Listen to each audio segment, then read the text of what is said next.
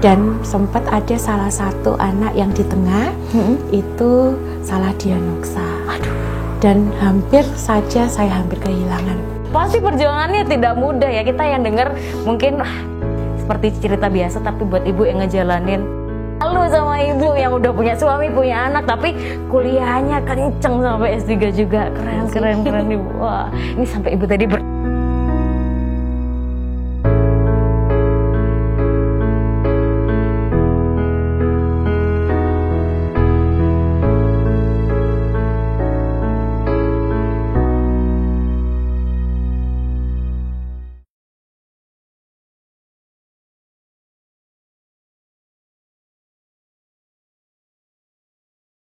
Halo teman-teman, welcome back to podcast Let's Talk. Pada episode kali ini kita akan berbincang mengenai sebuah penemuan dari mahasiswa doktoral Universitas Brawijaya yang penemuan ini cukup menggemparkan karena belum pernah ditemukan sebelumnya. Seperti apa penemuannya? Yaitu melon tapi warnanya hitam. Langsung aja kita ngobrol bersama dengan penelitinya yaitu Ibu Astrid. Halo Ibu.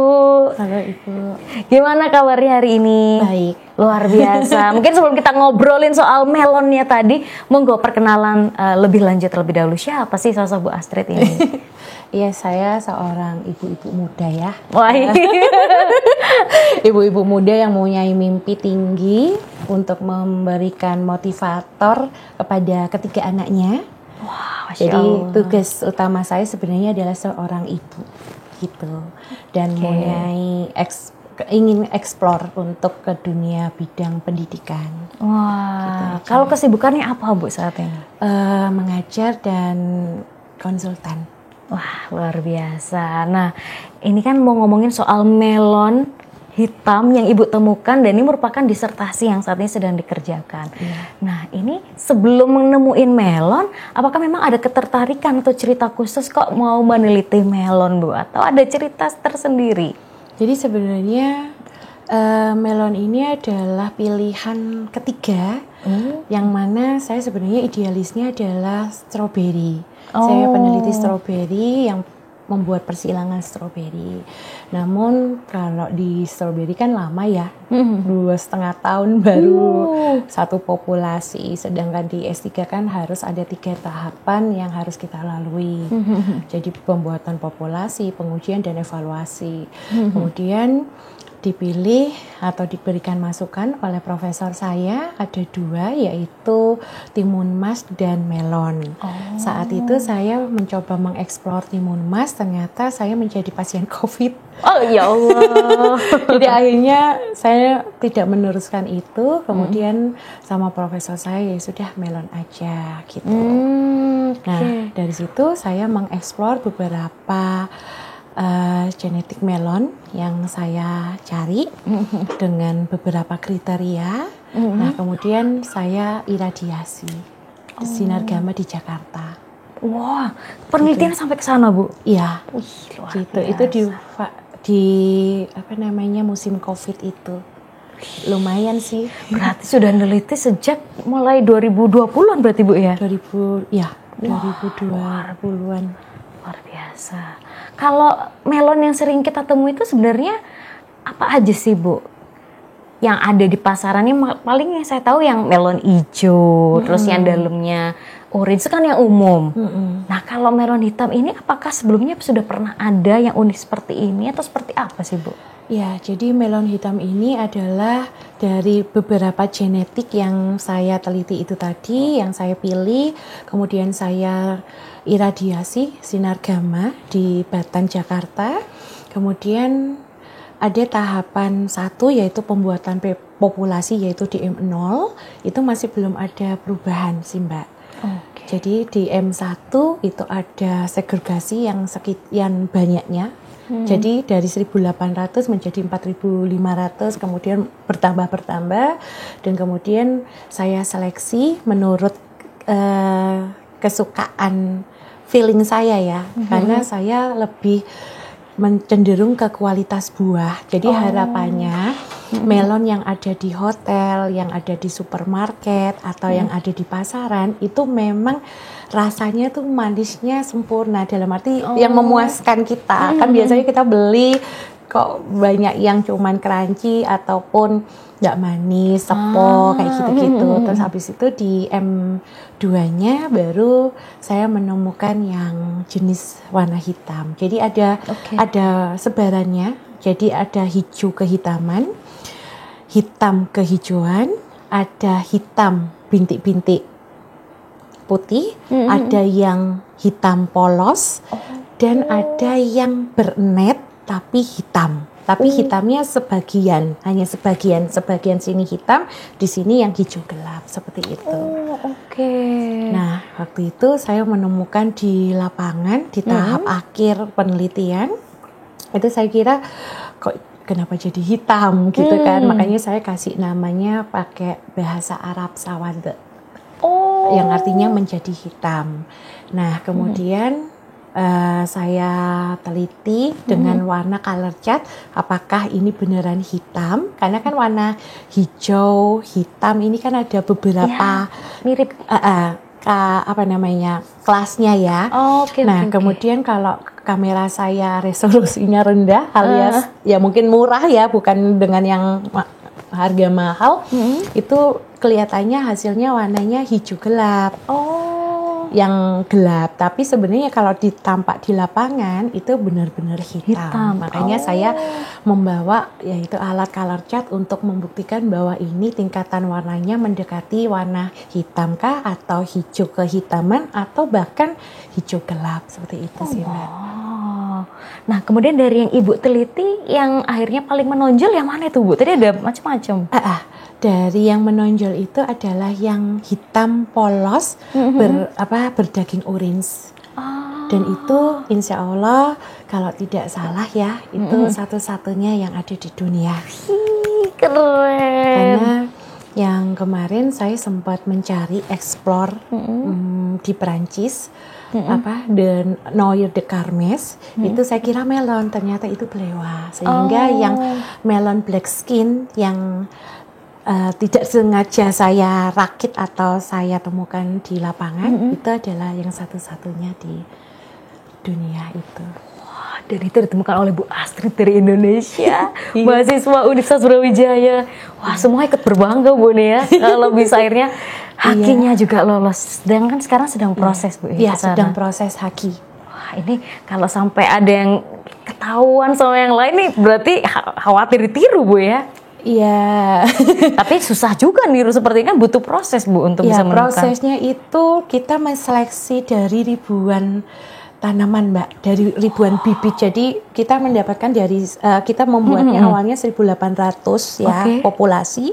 Kemudian karena itu saya tanam, itu semakin beragam menjadi 4.500 menjadi berapa, saya teliti satu persatu, karena mutasi itu kan sifatnya random, acak, dan kita tidak bisa mengambil sampel tanaman, tapi satu persatu itu kita lihat dari karakter batangnya, daunnya, bunganya, buahnya, karakter buah juga, dari warna, rasa, break, ada beberapa karakter yang kualitatif dan kuantitatif yang memang harus satu persatu, dan itu membutuhkan waktu yang cukup lama. Makanya dari zaman COVID sampai sekarang Bu ya. Iya. Saya pikir cuma 1 tahun. Saya pikir 3 bulanan kali 3 kan 1 tahunan lah ya. Terus habis itu sudahlah, nanti saya ngebut untuk analisa datanya. Jadi sambil di lapangan saya entry tiap malam. Terus saya waktu itu masih belum ada yang bantu sama sekali. Jadi saya sendirian. Terus habis itu sampai divonis sakit juga. Akhirnya dapat bantuan petani. Jadi saya kerjasama sama petani di Pakisaji. Wah, luar biasa. Perjuangan mendapatkan melon hitam ini ternyata tidaklah mudah gitu ya. Iya. Butuh waktu bertahun-tahun. Nah, ngomongin soal melonnya tadi Bu, yang akhirnya menonjol kan yang hitam pekat gitu ya. Iya, yang hitam polos. Yang hitam polos. Nah, hitam polos. Itu kalau setelah Ibu teliti yang bikin dia unik dan berbeda itu apa Bu dari yang ada di pasaran? Rasanya atau apa? Dari rasanya Mbak, itu manis. Manis banget, breaknya kurang lebih 15 up. Ya, 15. Kemudian ada aromatiknya. Jadi pas kita gigit gitu? crunchy, langsung pas kita makan itu kayak lembut tapi aromatik. Aromatiknya khas. Oh, beda melon umum. Jadi dari yang M1 yang segregasi sekian banyak, saya ada masing-masing populasi kan saya seleksi 1.500 ya. Maksudnya saya ambil 1.500 dari ribuan-ribuan itu saya seleksi semuanya. Itu 1.500 dan 1.500 itu pun juga saya icipi satu persatu. Serius? Ya Allah. Akhirnya Mbak tahu nggak? Apa tuh, Bu? TG saya, triglyceride saya 1.500 juga langsung dimarahin dokter. Atau saya langsung dikasihin obat penurun drastis itu. Demi penelitian Iya, ini. demi kepingin lulus ya, Mbak. Ya Allah, perjuangannya segitunya. Iya, saya nggak pernah punya bayangan bahwa melon ini akan berubah warna dalam arti yang warna hitam. Yang saya pilih itu sebenarnya warnanya hijau pupus. Berdaging oranye, terus kemudian ada cincinnya warna hijau muda, kelihatan cantik kan sebenarnya. Nah, tetapi ternyata saat di lapangan saya menemukan banyak keragaman atau variasi berupa yang warna putih, kuning, hijau pupus, kemudian ada hitam itu, terus ada yang kayak lemon, dan yang saya sempat terkaget-kaget sama tim saya waktu itu, mahasiswa saya sama petani juga, karena kan kami ngicipin ya dari M0, M1, M2, jadi ada berapa 4.500 yang kami icipi. Itu ada rasanya kayak melati, durian, bubble gum. Serius, bentuknya kayak ada melon, kemudian ada kayak apokat, ada mangga. Jadi beribu keragaman yang tampak sebenarnya, dan itu memang saya sempat di tengah-tengah itu down ya. Jadi tahap M0 menuju ke M1 ini saya down. Berhasil nggak ya? Apa yang saya temukan? Karena memang belum tampak apa-apa. Cuma kelihatan pada pembibitan itu kayak ada kuning-kuningnya, kemudian ada putih, kemudian gosong. Terus habis itu saya cuman bismillah aja. Di setiap saya masuk ke lahan, saya cuman bawa HP, saya putar musik klasik, surah dan segala macam. Karena mungkin memuliakan ya, dan saya mengajak ngobrol si tanaman itu baik-baik dan kasih saya kejutan di akhir untuk bisa membawa mimpi. Aja sih. Luar biasa. Ternyata kok muncul ya di tahap akhir gitu. Kita aja. Oke, nah ini berarti saat ini Ibu masih melakukan percobaan tadi atau sekarang di tahap apa sih Bu disertasinya? Untuk tahap ini adalah setelah kami panen di M2 itu kami panen, kemudian kita ekstraksi. Nah, tahap ini pada bulan ini kami sedang pengemasan benih. Jadi nanti insya Allah setelah saya menyelesaikan studi saya akan langsung nanam lagi untuk pengembangan yang melon hitam itu. Wih, sambil proses hakinya juga jalan. Hakinya insya Allah dalam waktu dekat ini sudah keluar dan mau diajukan. Tapi kan untuk menuju ke varietas ini kan masih lama. Jadi saya masih ke haki aja dulu. Oke, baik. Nah ini misal ada yang nonton gitu Bu, terus wah menarik sekali nih melon hitamnya. Kemudian ada yang mungkin ingin nyontek atau ingin mungkin ngajak kerjasama, itu ada possibilities ya nggak sih Bu ke depannya seperti apa? Iya, saya berharap memang ada dapat bantuan dari pemerintah atau lembaga-lembaga instansi yang memang sesuai dengan bidang saya sih. Karena harapannya dari buah melon ini yang saya temukan itu untuk petani Indonesia, di mana alasan dasarnya saya memilih melon itu kan benihnya mahal dan dapatnya dari luar negeri. Maksudnya kualitas buah melon yang biasanya kita tanam itu dari benih luar negeri. Ada beberapa benih-benih yang lokal, yang memang produk Indonesia. Nah, namun kan rasanya beraneka ragam yang saya tadi itu sering kejebak. Hanya crunchy aja, kurang manis, terus habis itu agak lembek. Nah, saya berharap memang dari temuan ini untuk kembali lagi untuk petani Indonesia. Luar biasa. Bismillah. Semoga setelah ini langsung ada yang nengok. Ya, ini. Karena unik, satu-satunya yang ada di dunia juga ditemukan Bu Astrid. Bismillah, insya Allah. Nah Bu, dalam prosesnya tadi kan kita sempat dengar sedikit cerita-cerita unik gitu ya. Apakah ada satu momen yang memorable banget nih dalam proses disertasi Ibu, yang mungkin bahkan sampai waduh banget gitu? Ada nggak tuh Bu? Apa ya Mbak? Waktu perjuangan sih sebenarnya. Gimana waktu itu, Bu? perjuangan menuju tahap menuju masuk ke disertasi itu sih. Jadi waktu itu saya ya mungkin dari awal awal saya mau mengambil S3 itu sampai nembus beasiswa. Itu perjuangannya itu adalah di anak. Jadi kesehatan anak itu ya tiga-tiganya tuh sakit semua. Dan saya juga harus sendiri, waktu itu suami saya dinas di luar negeri. Jadi anak saya tuh sakit, saya kira itu batuk pilek biasa ya, ternyata itu pneumonia. Dan sempat ada salah satu anak yang di tengah itu salah diagnosa. Dan hampir saja saya hampir kehilangan. Jadi itu yang membuat saya harus menyelesaikan.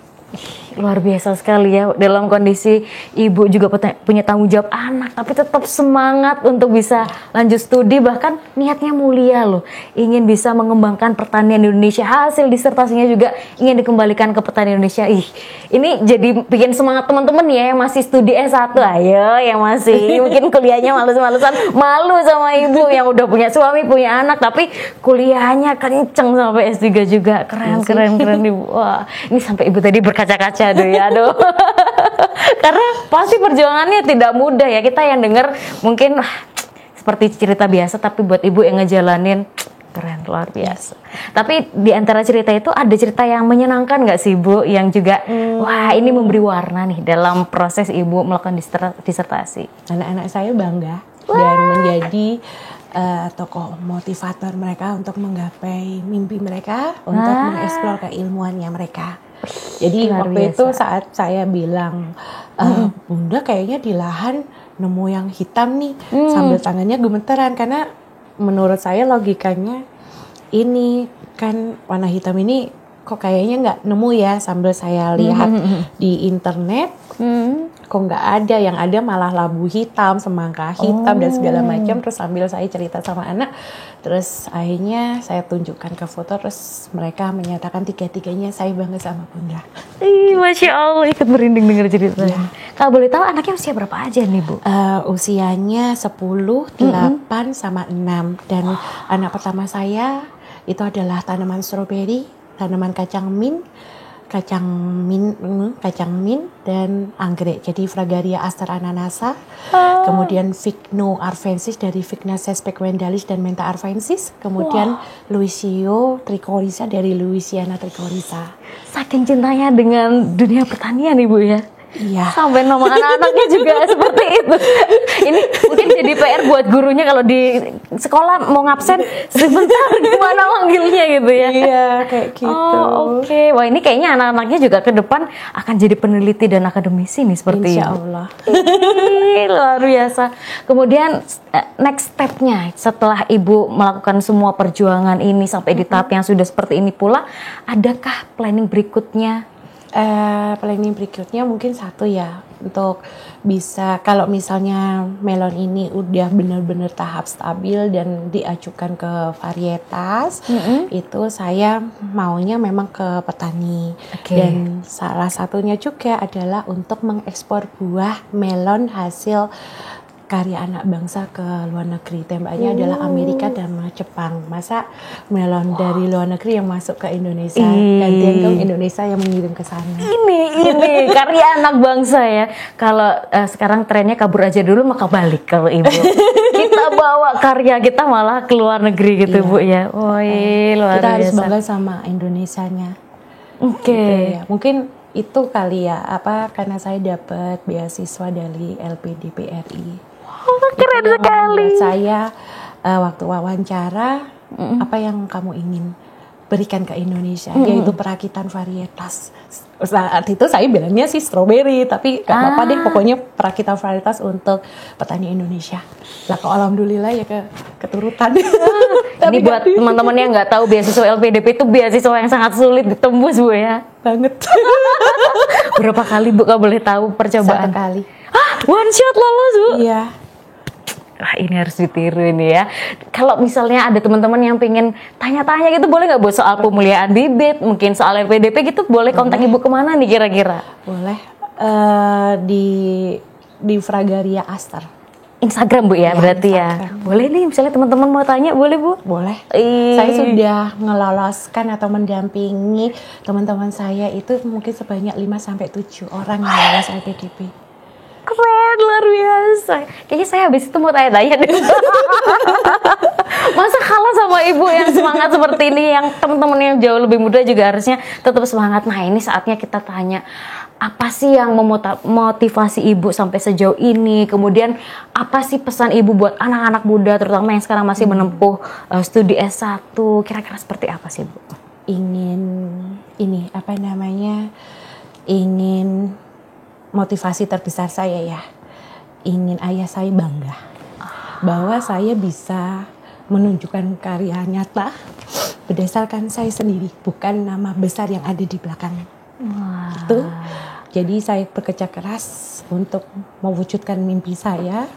Kemudian pesannya buat mahasiswa ya, S1, S2, S3 atau siapapun, kejar mimpimu dengan kekuatan terbesar yang ada di diri sendiri. Luar biasa Ibu. Terima kasih banyak sudah berkenan untuk sharing. Semoga semua yang sedang diusahakan saat ini, terutama disertasinya juga dimudahkan, termasuk cita-cita besarnya untuk Indonesia. Semua teman-teman harus juga semangat seperti Bu Astrid. Dan terima kasih banyak untuk sponsor kita di episode kali ini, yaitu Orona Minsi dan juga Resin Bakery & Co. Dan teman-teman, semoga kalian semua bisa mendapatkan sesuatu, langsung ambil eksekusinya. Dan kita akan jumpa lagi di episode berikutnya. Sampai jumpa. Bye-bye.